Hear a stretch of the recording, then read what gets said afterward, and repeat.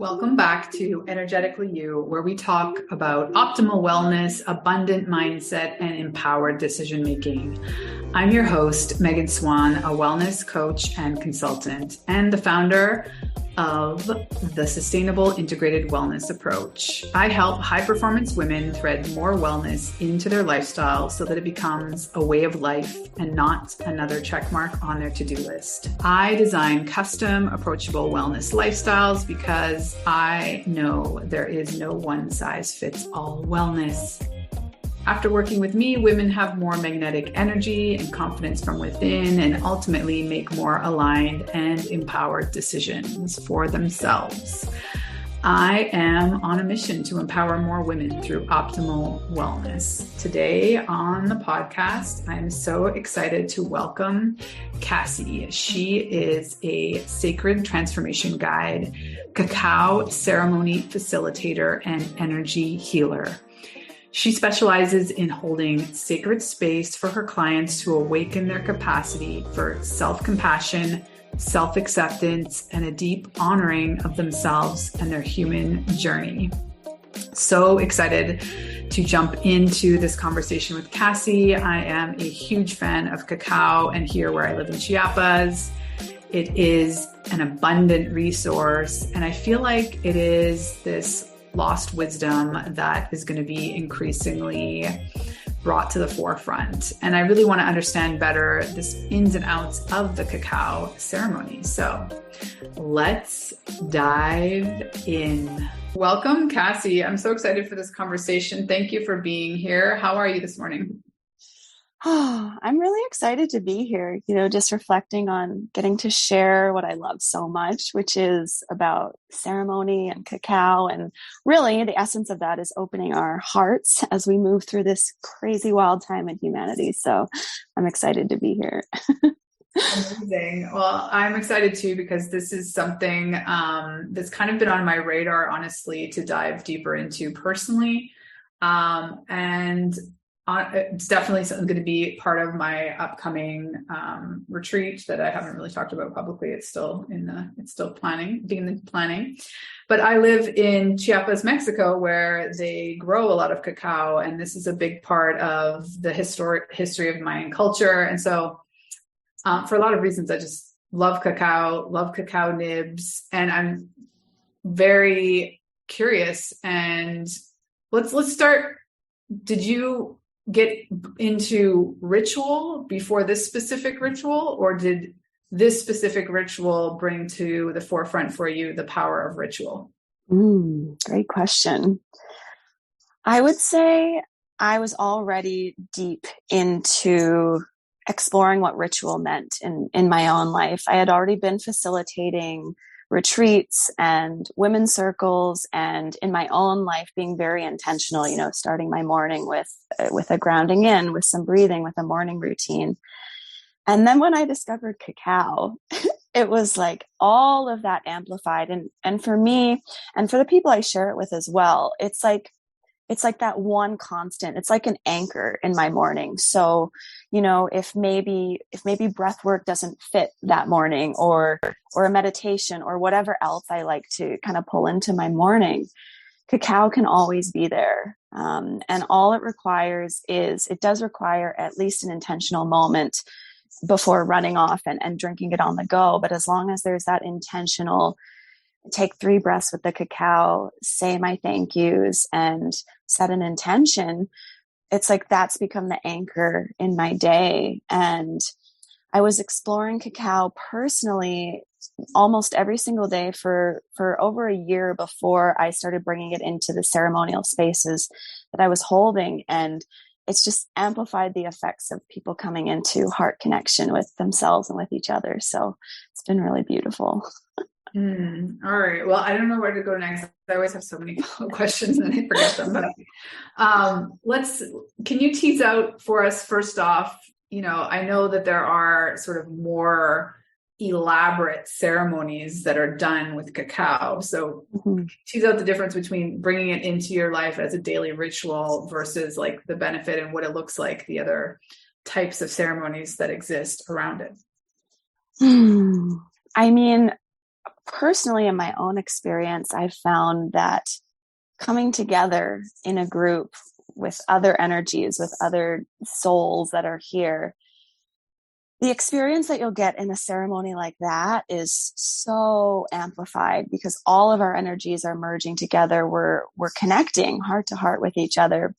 So for those who are curious about cacao, experiencing it in a group, especially for the first time, is so powerful. You know, I've had people come in and say after they've had the cacao and we've done some connection that they've never experienced such deep inner peace, that their minds haven't been this clear in years. And yeah, I would say that the effects in a ceremony are definitely amplified. And really, like, you can do anything you want in a ceremony. And the company that I work with, Fly Cacao, we're very clear that we're not trying to imitate any Mayan or Aztec rituals per se. We're really bringing it into the now and just connecting with our breath, connecting with our hearts, and allowing people to experience that heart opening. And I would say that in my day-to-day, when I use cacao, that's really the same intention, is just coming back into myself, coming into my center, and allowing myself to feel my heart, which so often of the time we're allowing our minds to lead through this world and through this life. And so it's really coming back into that heart connection. And for me, my ceremonies and my personal practice are quite similar in that way. It's all about coming back into the heart. So is it, I mean, I know it's always, or I've understood it's always kind of around love, and it's a heart opener. We talk about it working on the heart chakra. Can you kind of paint the picture, how it might be the same and how it's dramatically different from coffee? Because I feel like people have this idea that it's like, oh, just another sort of, energizing beverage I could have in the morning. Right. Oh, well, cacao is known as the heart opener, and it's known to be a feminine energy plant medicine. And so the feminine energy is all about receptivity and openness. And with cacao, you get an increase in blood flow, an increase in circulation. So it's actually stimulating the heart to open and the mind to soften. And yeah, it's like compared to coffee, I've had many, many clients switch from coffee to cacao because it is energizing, but it's not energizing in the same way. It's not that like, okay, I'm on for the day. Like, now it's time to go. It's go time. Like, let's get stuff done. It's more of a softening and a feeling of, okay, there are these things I have to do, and I can flow my way through them, and I can kind of weave my way through the day instead of more. I find caffeine is like more of like a power, like a force, like a let's get this done. And cacao is more of a softening, but it still brings the same, like, okay, I have the energy, I have the focus, I have the creativity. Focus, right? Yeah, the focus, the creativity to move through the things that need to be done in my day. I feel like for me, it's like, yeah, coffee is like, it gets me kind of like rawr, like, okay, I'm here, I'm on, I've got this. And then with cacao, it's a softening into I've got this, like, I've got this day, I have the energy, and I'm going to do it in a way that flows, in a way that's not pushing and forcing things. Yeah. You've inspired me to get back more seriously into this.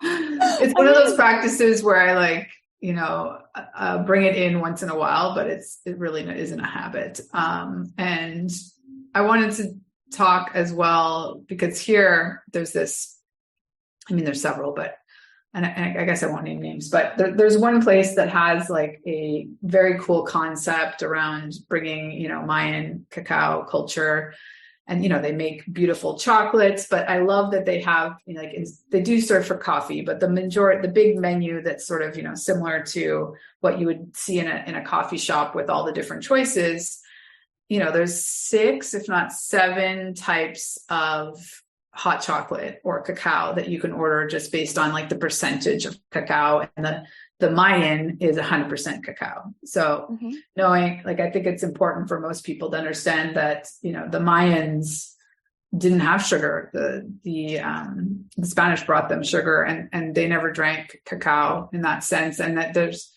you know, nothing wrong with sweetening it. So I was curious, like, how do you prepare it every morning? What is your recipe?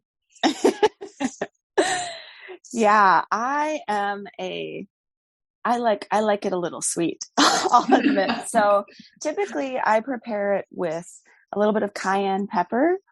So that gives it a little bit of spice and also helps it circulate through the system. And I find it also opens the heart as well. And then I also use a little bit of maple syrup. So pure Canadian maple syrup. Yeah, that's my sweetener. And you know, I've shared cacao with many people, and some people like to use, add a little bit of cinnamon. Some people like honey, but I agree there is something really, really beautiful about honoring it in that way, in that traditional way, and not adding anything. And I've been to ceremonies where people do that. And it can be quite bitter, as I'm sure.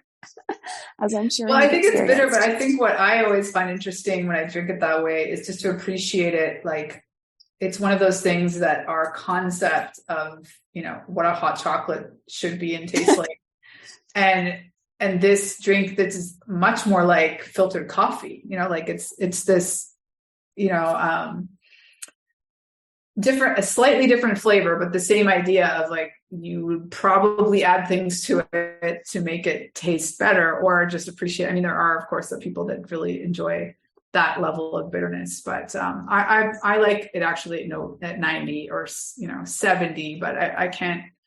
Yeah, no, I'm not a huge fan of sugar, but I'm going to try it with maple syrup. And like you say, the cayenne. How much cayenne would you put? You prepare it by the cup, or? Well, yes, I prepare it by the cup, and I would say use at your own discretion. I love it, so I pile in the cayenne. I really like that heat, that spice to it.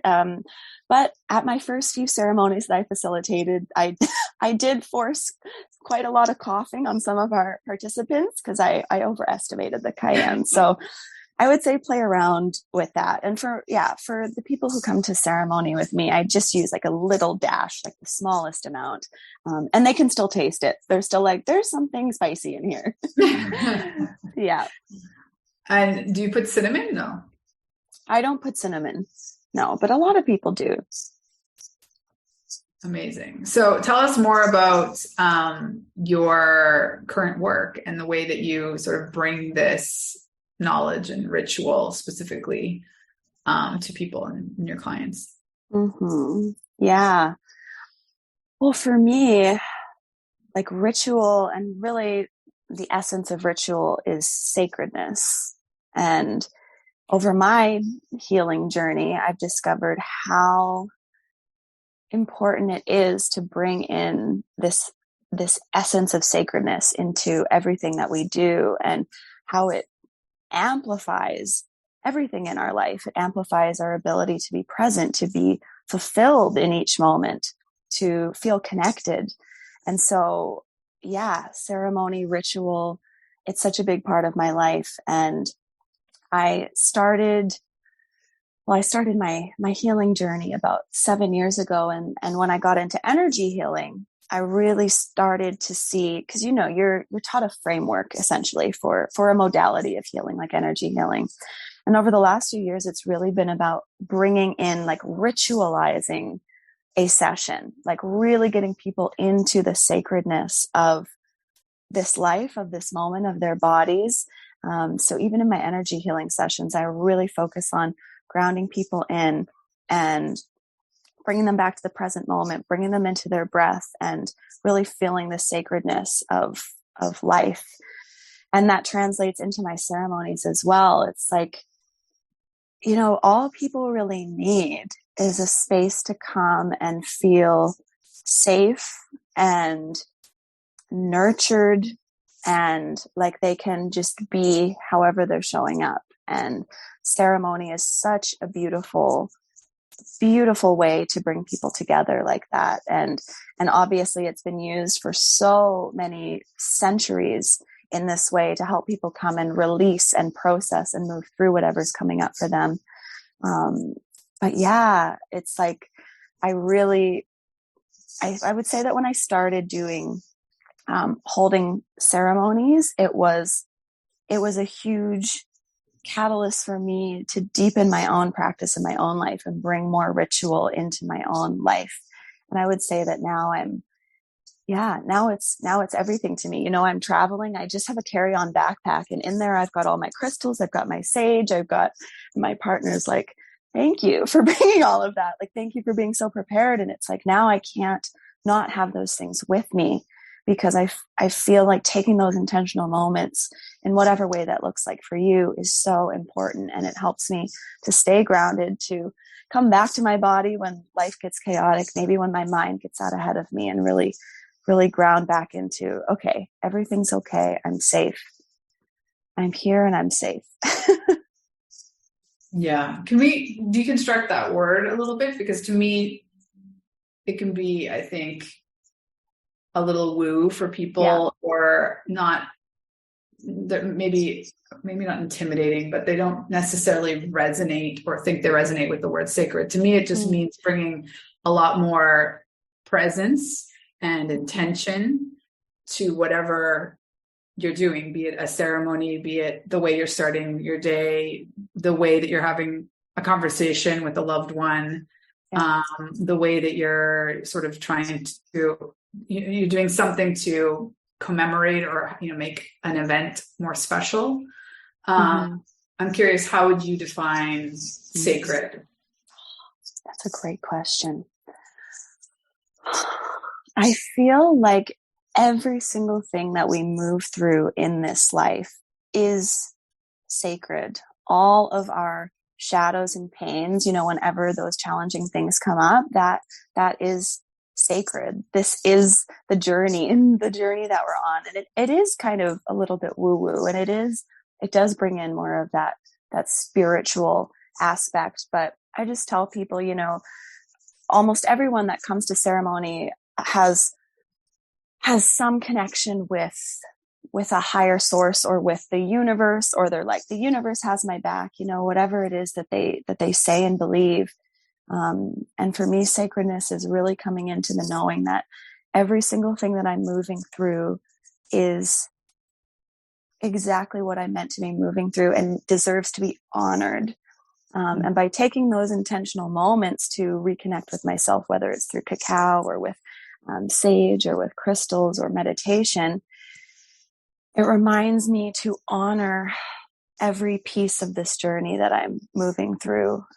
Because I find that for so many people, we can really relish, and it makes sense, we can relish the high moments and the achievements and the successes and all of that. But the more challenging moments, it's like we want to rush through them, or we want to push them down or away, or we want to pretend that they're not there. And I find that ritual brings me into the space of honoring whatever's showing up in me and being okay with that. And it really helps me honor this human journey and find more fulfillment in everything that I'm moving through, which is sometimes super, super challenging. Like, it's not easy to be a human right now at times. Yeah. I mean, I completely agree with everything you say. And I'd also add, like, I feel like even the celebrating the good part, like, I feel like everything's just accelerated and rushed. And, I do see a bit of a juxtaposition living here in Mexico, where sometimes it's like the other extreme, where it seems like things are not happening. In fact, we're spending like copious amounts of time honoring and celebrating. But I think it provides like this nice spectrum and balance where you can just also honor a culture that really focuses on all those little events, instead of everything needing to be like a big milestone to be worth celebrating. Or I also feel like here in Mexico, they do a better job of honoring pain and death, and there's more ceremony around and ritual around. in fact, we're about to come up to now, my kids live between two cultures, and they love Halloween, but they also love Day of the Dead and all of the rituals that we get to do to, here in Mexico, you commonly refer to your dead, meaning, the group of relatives that you have and or friends and relatives that you bring onto your altar and celebrate annually, and kind of just, spend a little bit extra time and be more intentional about visiting with them, if you will, and celebrating their lives. And, I think the more that we are comfortable with all of the, like you say, all of the gamma of emotions and ebbs and flows of being human, the easier it is to just be at ease in your own skin when, everything is not necessarily really great or really bad, but just on the day to day, because otherwise I feel like there's just this ongoing sense of limbo. I don't know if you can speak to that, or if you feel the same way. That I feel like more people, particularly women, are coming back into this realization that they are missing this piece of ritual or spirituality or sacredness in their lives. And I love how you present it, because it doesn't need to be everything you do, but you could just have like one little grounding practice like this, drinking cacao in the morning with intentionality. It could be really powerful. Yeah. I can definitely understand the sense of limbo that people feel like they're in. We've been taught for so long to be chasing these external things, these accomplishments, achievements, looking outside for validation. And I think now people are starting to look inward more. And when we look inward, we're like, wait, who am I? What have I really been chasing? And the journey for me has been discovering that I'm not looking for anything outside of myself. I'm looking to discover what's actually in here, what's in this heart, what's in this body. And as you said, that's where we come into a place of ease and moving through life with ease and gentleness and flow. Not to say that we don't get things done. We do. It's just from a different space. And I think this is such a powerful time in humanity, in our evolution, where we are being forced to look at that. And it is uncomfortable to look out and feel that, maybe that limbo, that unease, and realize that we've been living in unease in our lives for so long, and maybe living for others, living for the society, and not having had that journey of self-discovery, that journey inward. So it's very exciting. It's challenging. And that's why having a place where you can come and rest and have your heart be held. And even for me, participating in ceremony and events like that and having space held for me is just so important for all of us right now. I agree. So what are you currently working on? Tell us a little bit about your work. Well, my big passion the last few years has been our liberated woman retreats. So my business partner, Victoria, my divine co-creator, and I started liberated woman retreats a few years ago now. And we just did our 11th retreat. And yeah, wow. Congratulations.